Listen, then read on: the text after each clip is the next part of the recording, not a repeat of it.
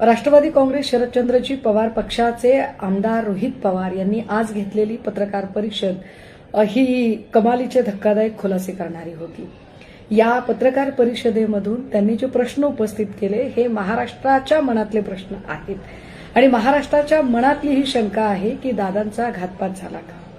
या निमित्ताने आम्हाला कुठल्याही व्यक्ती किंवा पक्ष याकडे कसलेही अंगुली निर्देश करायचे नाही।